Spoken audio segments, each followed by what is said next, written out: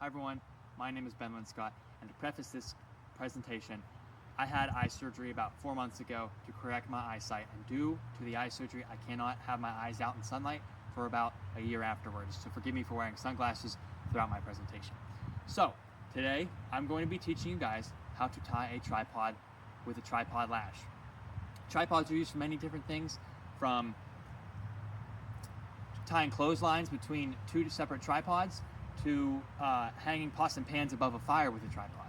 So, first step, you need 3 even-sized sticks. So over here, I have 3 even-sized sticks, and to start the lashing, I'm going to come down on both my knees and straddle the sticks. So, you're going to start with the side of the rope, and you're going to start on the right stick.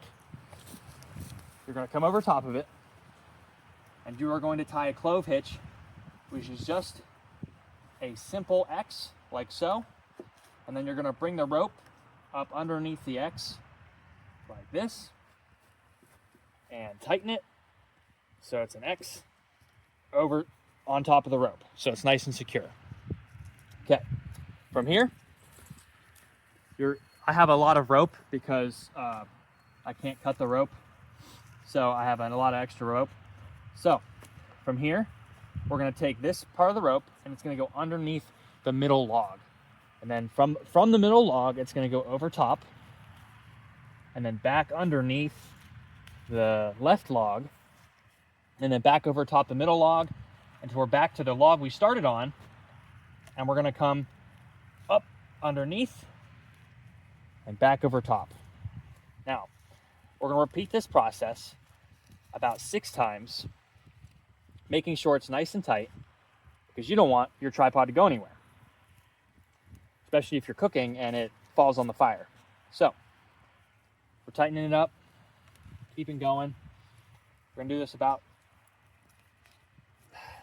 3 more times. Make sure it's nice and secure. My stick is rotting away. And then, a couple more. All right, and now from here, we're going to start frapping. Now, frapping is the way you secure your lash. So from here, we're going to bring it over like so. We're going to pull down onto the rope. So you can see right here, it's nice and tight. Now we're going to bring it up underneath.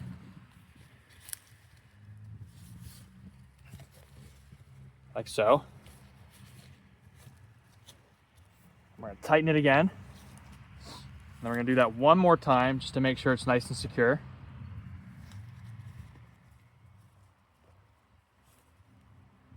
Now I picked these ropes or these sticks because they're not perfect, and when you're out in the woods and you're hiking, or camping, you're usually not going to have perfect sticks. Usually people demonstrate with like broom handles or walking sticks, different things like that.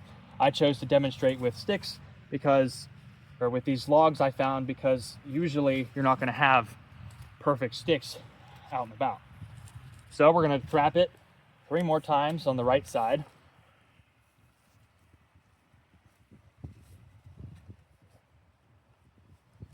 That's 1. All right, so now we're going for 2. Finishing up 2. And then we're going to go 1 more for 3, just to make sure it's nice and secure, especially since we have these logs that aren't perfect. All right, so that's our 3rd frap.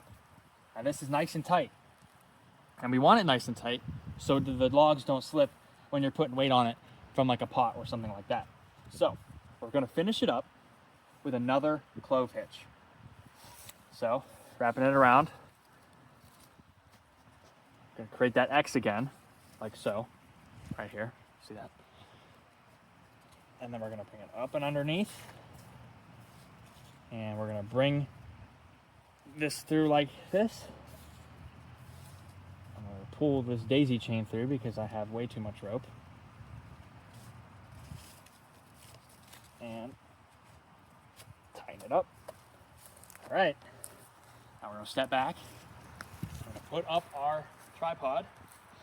So as you can see, the one is too long for the others, but if we just spread them out like this, and like this,